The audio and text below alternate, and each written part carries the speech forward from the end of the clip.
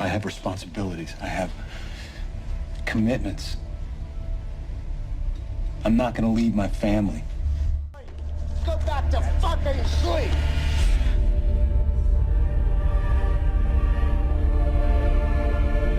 Okay, we're back talking about The Leftovers.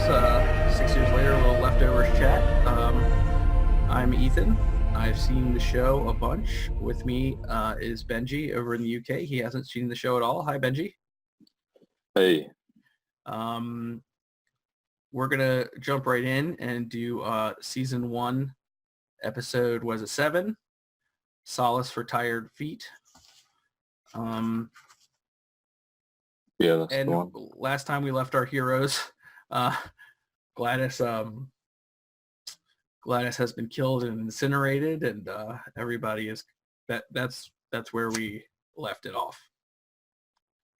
We open on posters of Gladys as a reminder while they are being torn down. Lori catches Jill's eye in the forest.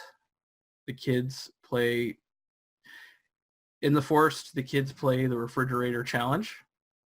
Mm-hmm. To beat the kid that went in on October 14th and departed. So this kid went into the fridge on October 14th. Mm. He was there for, 27 minutes or something like that. And they opened the fridge and the departure happened and he was gone. Yeah. Yeah, I think it was a little longer than 27 minutes because you saw there was like graffiti on the refrigerator with like names and times, and I'm pretty sure I spotted some times higher than 27. Oh, well, it wasn't 27 the amount that the twin did? Maybe. And they were saying it's, nowhere near the record. Right. And Jill reads the invocation and gets in. At that same time, Kevin and Nora decide it's time to consummate their relationship and talk about if Jill knows if they're dating or not. And we go back to the forest and Jill beats the record, but is locked in the fridge and no one can save her except her runaway from a mental hospital grandfather who says, "Don't tell your dad you saw me." Credits. Were you shocked to see Kevin Sr. there? I mean, yeah, I was. Okay. How could you not be? This guy from a mental facility in the middle of the woods. I'm not sure in what scenario you wouldn't be shocked to find him there. Okay, so in the credits we find out that this was once again directed by our new hero, Mimi Leader. And we open with Tommy and Christine in Gary, Indiana, in a squat of some kind. Christine is obviously sick, but she's saying things like, "Nothing can hurt the baby. He's the only one. He is the bridge." And everyone's hoping for Wayne to call. While shopping, while Tommy's out shopping, Wayne calls from an even more depressing place than where Tommy and Christine are staying. It looks like Wayne is getting to the end of his rope. He tells Tommy he asks Tommy how much money he has. He asks him to split the money and leave it under a mailbox. Wayne is going a little crazy and asks Tommy if he has consummated a relationship with Christine. I'm trying to be nice about that. And Tommy says no, and we know he hasn't. Kevin and Nora have their mojo taken away by the guilty remnant. Nora hoses them down, but the mood is gone. Nora noticed that her pictures were gone, as a lot of people did. And they try to schedule again a date for another night. Yeah, Jill lets Kevin know that Kevin Sr. is out of the hospital. Kevin goes to work and starts the search for his dad. We find out that in the past, Kevin Sr. had burned down the library. Yeah, and so here was where my instincts kind of kicked in, because I've gotten into a habit now of trying to spot each episode this little running theme of various things going missing. We had like the baby Jesus. We had Nora's guest pass. We had, I don't know how many, there was a couple others, wasn't there? Kevin's shirts. We've had quite a few moments throughout the series. In each episode, it seems something goes missing. This time, it's Kevin's dad himself that's gone missing. So it's another episode where they're keeping up that trend of, there's a very clear, almost visual reminder of the theme of the show being loss. Feels like all the time stuff's going missing. And here's another one. So I'm interested to see how long this is going to go on for, how many things they're going to cycle through, losing and finding as this goes on, or if they're going to stop it soon. I don't know. Or just dealing with the fact that things are lost and we can't get them back. Uh-huh. You know what I mean? Kevin tries to search the mayor's house, which she takes great umbrage. She says that if he's visiting or going to anyone, it would be Kevin Jr. And because of you in the background, right at that moment, I noticed a dog barking. Yeah, I noted that as well. I mean, this one was expanded on a little bit more than the previous episode, though, because it really is like a dog outside his house. But yeah, there's that soundbite as he wakes up again. Now the next scene is very interesting. Kevin zones out on the couch listening to a police scanner and wakes up seemingly to a dog whimpering, but also some voices on the police scanner. Now, I've been watching this with the captions on to catch some things, and someone on the police scanner, you hear a bunch of garbled words, then you hear the word Cairo. And he opens the door and Dean is outside. Kevin is dreaming with flashes of dogs growling, says he doesn't want to shoot them anymore. And then he sees Lori with a gunshot to the head and a body bag. He goes to open the mailbox and a dog attacks. He wakes up on the floor in his house with a bandage on his hand and a dog barking in the backyard. Comment? Well, previously I've said I'm not great at these dreams, figuring out what they mean. Not even so much comment on the dream, but comment on the fact that he wakes up. Seemingly, he loses time. Yeah. Well, I paused this episode a couple of times while I was watching to go off and do a couple of tasks. So I kind of was questioning whether I'd accidentally skipped or missed something, and I was definitely confused at this point. Because we pretty clearly saw him go and sit down in the couch the night before, and he wakes up on his bed, right, with a bandaged hand. So yeah, I didn't know for a little while if I'd just missed something or if there was more to it. But spoilers, it was the second, and I'm gonna explore that more later. The one thing I was going to say about the dream was that it's becoming a pretty clear motif for Dean to be showing up in his dreams. It seems like every time he has one of these vivid kind of dreams, Dean is in some way involved. Sure. And we're getting. And I don't know what that suggests, but well,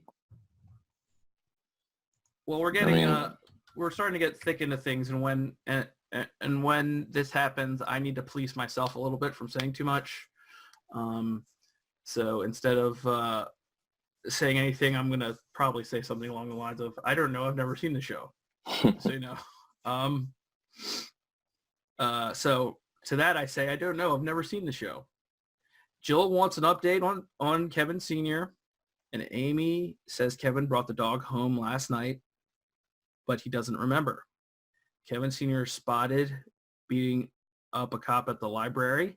In the library, Junior finds out that Senior needed $200 and wanted to use the computer. Tommy takes half the money and puts it where Wayne says to under the mailbox, and then he stakes out the mailbox. And it's a similar looking mailbox to the one in Kevin's dream, right? Well, yeah, but I guess that's just mailboxes for you. That's the mailbox. I don't know what a mailbox is. Yeah, well, I mean, they're all pretty foreign looking to me, so it made it kind of stand out a little bit more. I was like, oh, that's an unusual construction. So then when it popped up again, I was like, wow, man. So, okay, so pretty here's clear, how it works pretty clear over link here. between the two. In over here, the blue box doesn't take you into the magical doctor. The blue box takes the so it's kind of the same. It's a magic blue box. Kevin Sr. is trying to get the money buried in the backyard of Kevin's house or his former house. The dog is not cooperating. And while the whole time he's doing it, he's definitely talking to someone. Mm-hmm. He comes inside and him and Jill talk about the fridge incident and his condition. They get some of Kevin's medication, to which Kevin Sr. notices he's got a lot of it. They grab some to drug the dog. It is revealed that Jill called Kevin Jr. before she let Sr. in. Kevin Sr. goes with Jr. quietly, cuffs himself. Jill reads a note left by Kevin Sr. The Kevins have a discussion in the car where Kevin Sr. questions Kevin Jr. about all his medication. Then there's a stop because of traffic, because of the, I guess, the protests the GR are doing about Gladys, and Senior runs away in the traffic jam. And I just wanted to note the gorgeous shot of Kevin after he chases after Kevin Jr. after he chases after Kevin Sr. and it's slow motion with this coral behind him and him walking back in slow motion past the GR, past Lori, and past Patty. Yeah. No, I noticed that shot, and I also noticed in that kind of that little huddle of GR, there was Laurie, there was Patty, and there was also Meg. And I was kind of a little surprised to see her there. It kind of seems like she's climbed the ranks. I don't know how it works, the hierarchy of the GR. But I'd assume like most, it's a cult, but at the end of the day, it's still, an organization with a lot of people in those places. You tend to do your time at the bottom and, climb your way up. But Meg seems to have jumped straight to the, inner circle, if you will. She's in there with Patty and Laurie, who are obviously pretty hard-hitting members of the GR, pretty big players. I don't know if that's like just a side effect of the way the plot is constructed, or if she's done something to merit that, or maybe if it's just simply not quite the hierarchy to the GR that you would expect from any other organization. And I also think we can chalk that up to the opening credits. I mean, if you're in the opening credits, you're going to be you're just going to be seen more. Yeah, I mean, they're paying them for something, right? They've got to get them on camera. Yeah. Jill is using the twins' credit card to get something online. And here now our seeds are sown about, Jill getting a little upset over the amount of time Aimee is spending with her father. Yeah. Tommy follows the guy who takes the money to an apartment. He breaks in and finds a guy guarding a very pregnant Asian girl just like Christine. And it seems that Wayne has multiple women in the exact same situation with the exact same kind of gullible dude protecting them, telling him the exact same thing. In the next scene, we go back to the Garvey house. Aimee is sitting there watching TV. Just so happens Perfect Strangers is on and tries to make small talk and innuendo with Kevin. And Kevin, she reminds him about the previous night and the dog and tries to make some comments to him, inappropriate comments. And then Kevin makes a very passive-aggressive remark about her staying with them. Kind of like, keep to your end of the house kind of thing. Kevin feeds the dog, but he also finds the dug up jar of money. So since he knows it's the flyer from Matt, he goes to Matt's and Kevin house and finds Matt's flock working on the Gladys posters. And this poor caretaker, Kevin, destroys her phone after he talks to Matt. But Matt does know where Senior is, and he tells Kevin where they can meet.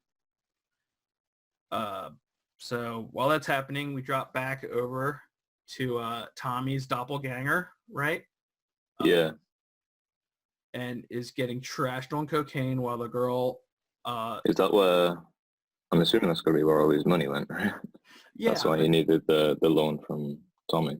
Tommy's doppelganger is getting trashed on cocaine, and while the girl and Tommy are processing all the lies that they've been told, the guy who's doing all the cocaine and guarding this girl starts to go off on the pain that he had that went away when Wayne hugged him. Mm-hmm. And yeah, this guy is... Yeah. No, I was going to say, I was wondering if that's where the reason he needed Tommy's money was that he spent it all on cocaine. Right. Seems a likely outcome. Right, and obviously, like, Tommy, that I know of, he's not carrying around a gun, is he? Tommy's not. I don't think so, no. So we have this, like, bizarro world version of those two, right? We have the one guy who is not so responsible. He needs more money because obviously he's sitting around getting completely wasted, guarding this girl. And obviously he's in a great deal of pain just from where he's ended up and what he's using to medicate himself, which, kind of points out this, I'm going to say it for the first time here, this placebo effect that Wayne is using to get people to feel better. Yeah, I mean, he's clearly carrying a lot of it. Well, I mean, and he's Irish, right? So that can't help. He was probably listening to U2 and doing cocaine. Hey, I love U2. I've never listened to them on cocaine, though, so... Well, there's only one way to like them more. Speaking of music, there was a song playing kind of in the opening part of the scene as we cut from Kevin to this scene. I didn't know what the song was, but I caught some of the lyrics, and I believe it said, people have been misled. That's that. It's 40 minutes and 7 seconds. People have been misled was the lyric I heard. Obviously very fitting for the occasion, as Tommy and this guy, I didn't catch his name. Lane is his name. Lane, right. Both figure out their, well, just how much they've been deceived. Yeah, but this guy doesn't really get it, does he? Like, he doesn't understand what this means. He doesn't understand, especially when he says, when Tommy tells him he's got a girl just like her. So Wayne is just a lie. He says the exact same things to the exact same people. So I don't know what her name is, but Christine's doppelganger comes out shooting, right? Crazy-eyed, she's shouting.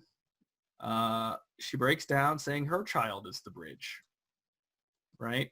So Wayne has just fed a line to these people. Tommy realizes it right away. This is all bullshit.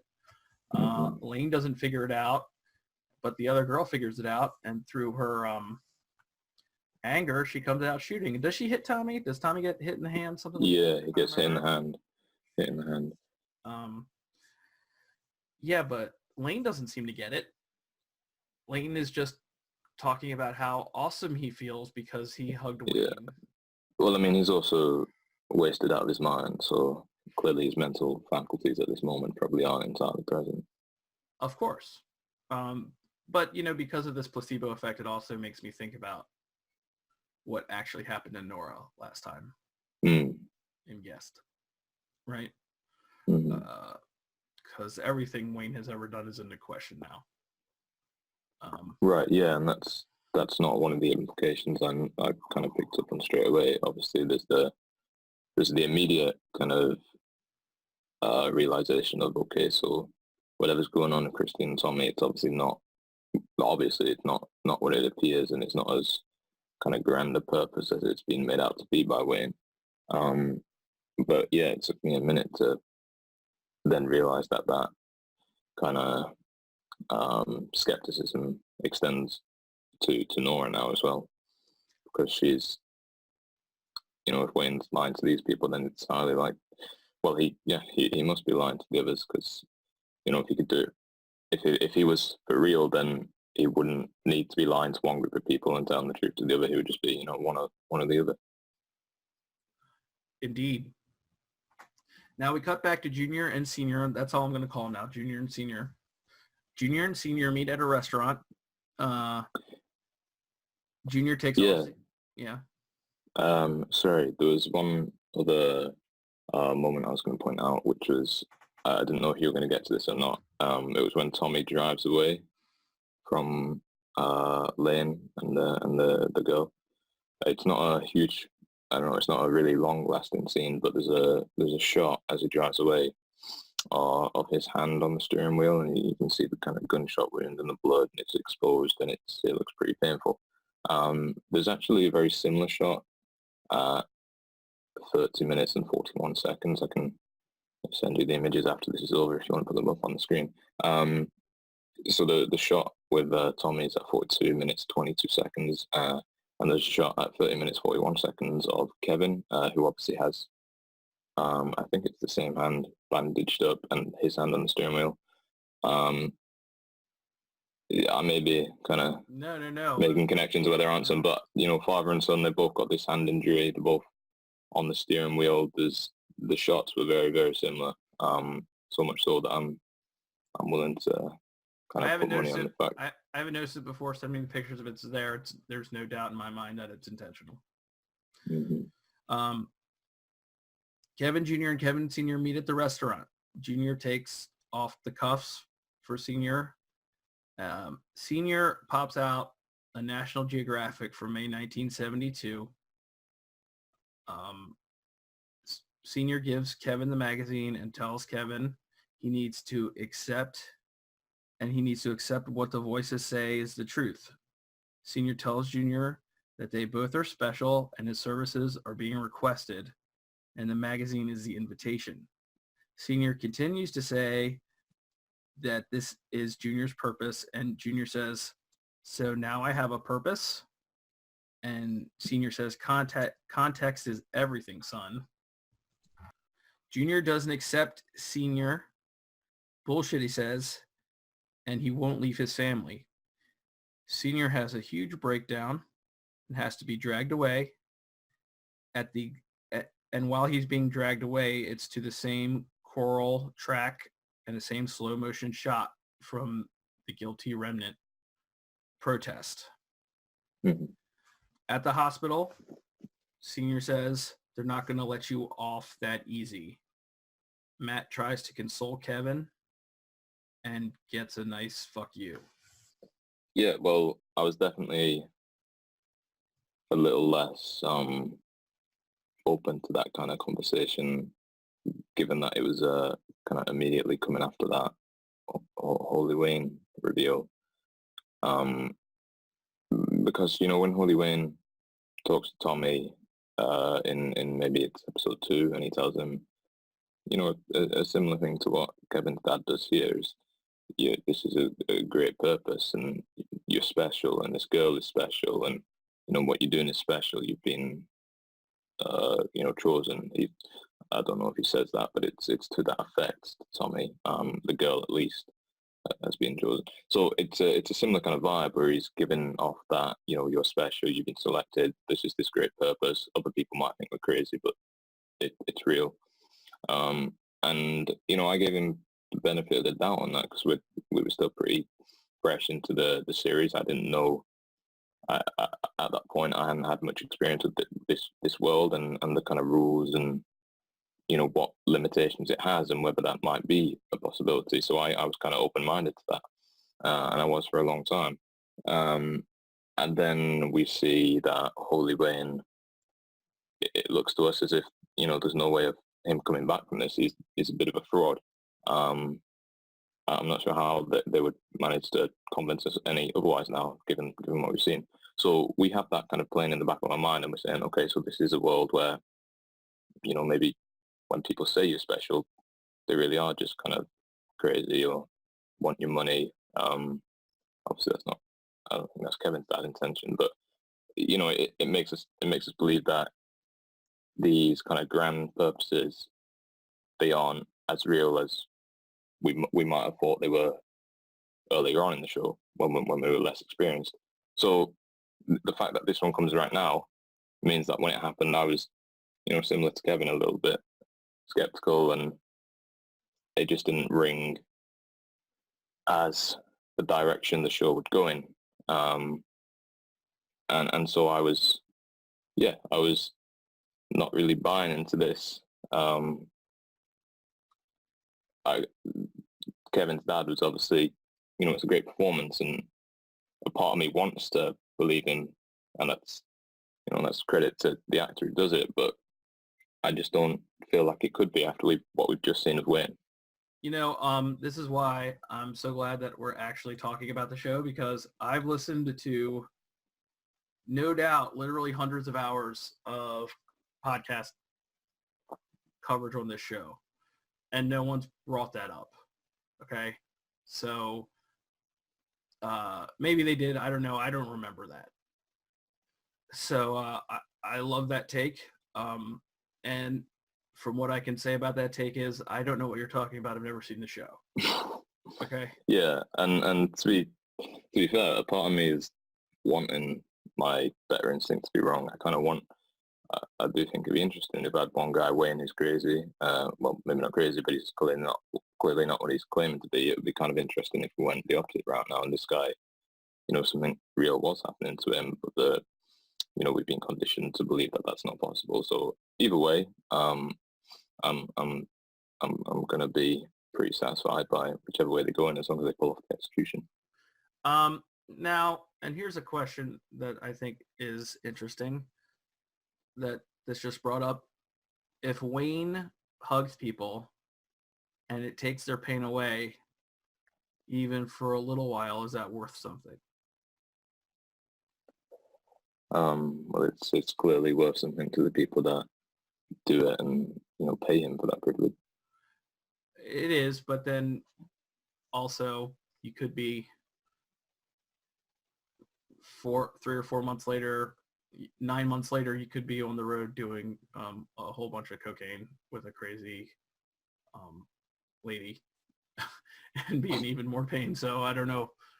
I'd be interested. I'd be surprised definitely if that's the direction Nora's plotline went. I can't see that happening. I take your point. Yeah. Kevin and Nora try again, and it's in a very emotional sex scene. Okay. You can tell they're both working something out. I don't know how uncomfortable these kind of scenes make you. You know what I mean? Yeah. I mean, I was just getting through the scene. I was trying not to, dwell on the well, I mean, meaning. I kind of beg you to go back and take a look at it, simply because it's obviously not just a sex scene. There is an emotional release, and of course they throw that Leftovers music on top of it, which is the greatest sex scene music ever. No, kidding. But do you know what I mean? It's just, well, yeah, it definitely felt what's the word? Contrapuntal, is that it? When the music doesn't quite seem to fit what's going on the screen. And that's why I dig the shows, because I think every time you slap that music over something here, you it means extra. It means more. Yeah, it kind of and it elevates it. Pushes the boundaries of what we're kind of allowing that music to mean. I don't know if that sentence made sense. No, it totally does. And if you just look at her performance and his performance, it's almost cathartic, and it almost works as a hug for her. The way Wayne's hug worked for her, this kind of works in the same way for Kevin. That is, of course, until he gets home and sees the magazine. The magazine that takes him right out. He goes home. He throws away all of his medication, right? Here, let me read this. Oh, before that happens, Meg lets Lori know that Nora is sleeping with Kevin just to be a jerk. Yeah, no. I see no other reason except that Meg likes to... It's not the first time Meg's done that, right? Yeah, it shows a streak in her. More of her streak. Mm-hmm.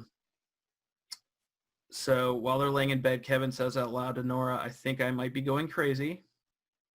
But Kevin gets home, and he's definitely feeling glowy. And is this where he throws away all his medication? I think so. Yeah, but he goes downstairs, and he finds the magazine. It's almost like something is pushing him towards this magazine, right? The other one was torn up by Kevin Sr. at the restaurant, but he gets home and on top of the trash he finds the magazine. So before you say anything, I wanted you to finish this episode so I could show you this. Right now, everybody, I'm holding up my copy of the May 1972 issue of National Geographic, Volume 141, Number 5, with the bear standing up. And, you know, I haven't looked through it too much. I've only had it because I'm a leftovers person. And there's plenty of analysis on this magazine in all the corners of the internet. You can find it. I bet. And the promotional materials for the original round when this came out, I know that every major podcaster and outlet who does deep dives on shows like this got a copy of this magazine. And if I can just find it, the only thing I will go over with you, which I haven't done it yet, even to myself, I haven't even opened it really. And it wasn't expensive. It was $15, I think, on the internet. Not $200. I can't believe Kevin paid $200. I don't know how much the twins' parents paid for their magazine either. I'm just trying to find the index to show you what stories are in here. Hey, here's a little challenge for you. Flip through the magazine and let it fall open on a random page. Tell us what the content is, and I'll see if I can connect the dots to the leftovers. Okay. Okay, that's an ad. Makes it a little harder. Lots of Yellowstone, which is the cover here. Yeah, and Yellowstone's the one where they say that if it blows up, it would wipe out a significant part of the world's population. Okay.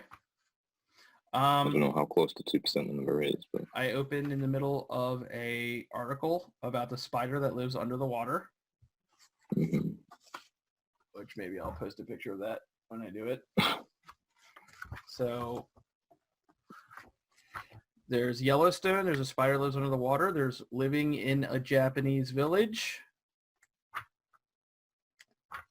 And have you made a connection to any of those yet? Oh,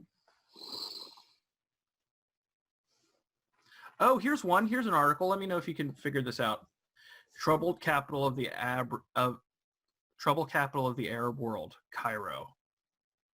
Oh, you mentioned that word earlier in the podcast, and I've forgotten the context. Cairo.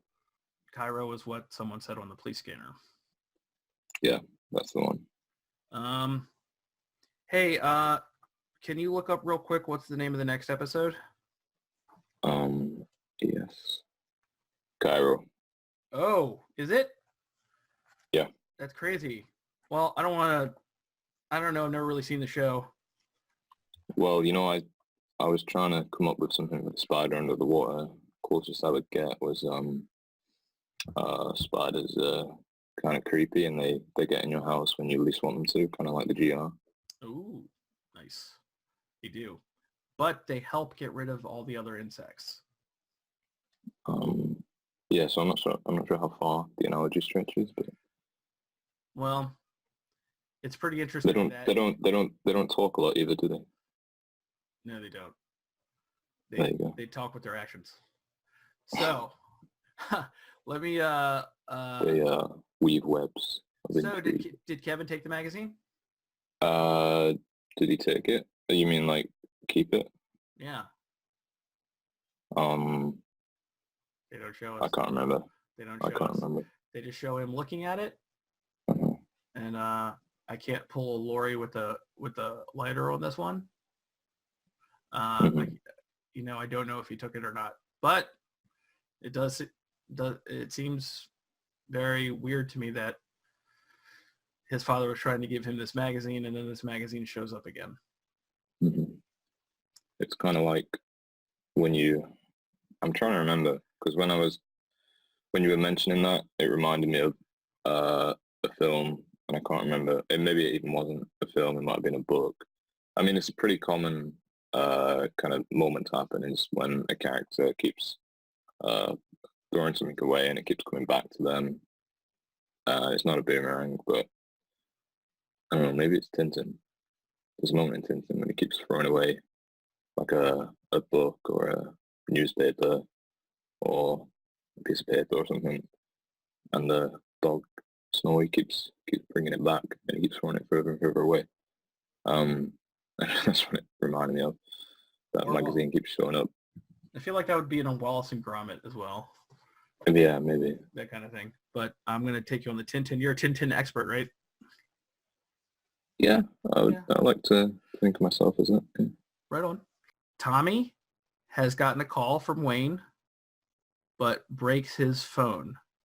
This phone is of a considerably older iOS than any of the iPhones. Yeah. This is a flip phone. He comes back to find Christine has given birth alone. She is holding Wayne's baby that happens to be a girl because she says it's a girl. And that's the end of the episode. Yeah, and I couldn't remember. Was it meant to be a boy? I think so. It's just another line in the lies and disappointment that Wayne has spread. Yeah. I'm pretty sure it's supposed to be a boy because... Did the doctor not give them any kind of information on that when they went in for the scan? Or was it too... when they went in and Christine had her scan, Tommy kind of ran away. She was in... You remember that bit? Yeah, I do, but I don't remember if they mentioned it was a boy or girl or not. No, I couldn't either. I was see if you remember. At that point, she was... I'm assuming they... Maybe she was too far out. 12 weeks along, I don't know. So, any final thoughts on this episode? I was glad Christine and the baby were alive because, as he walks back into that place, it easily could have gone in a different direction, given, the amount of blood and mess everywhere. Well, yeah, think about what she had to go through while he was gone. Dealing with Mojo and Cracky is what I like to call him. No, I don't know. Yeah, no, strong will on that lady to be able to do that, drag herself to the tub and give birth, and thank God that the baby was healthy and is alive. So that's great. I don't know how much of a future that baby has. So, we'll have to wait and see for that one. I don't know, never seen the show. But I can't wait for you to watch the next episode. I'm still going to try to work out a way to watch it together. We can figure this one out. But man, I cannot wait. We have 3 episodes left in the season, the first season on the leftovers. And what do you think overall so far? The episode of the show? The show, the series so far. I'm really enjoying it. Yeah. My expectations were high, but it's been very good. So, I don't have many complaints. Maybe I should have prepared some to make this feel a little bit less one-sided. Maybe I'm easily pleased with this kind of stuff, but it's been really, really enjoyable. I think part of the fact is we're recording these episodes. It's made me, look a lot deeper at what's going on in the episode and trying to connect dots between one episode and another, and also it's drawing out the time it's taken me to watch them and the time in between watching them, so I can kind of linger on and let my mind digest each episode over a few days rather than just binge watching them. So I do think that has tremendously helped the viewing experience. So I'm glad for that. And the music's just great, isn't it? And the acting. Yeah, I don't have any kind of real negatives so far. Yeah, apart from that iOS issue I brought up, that that one thing. Right. Well, I'm glad you're enjoying it, and hopefully we can continue to do this. As I say at the end of every episode, I'm sure we will. Ain't no stopping us now. So we'll talk to you soon. Okay. Cheers.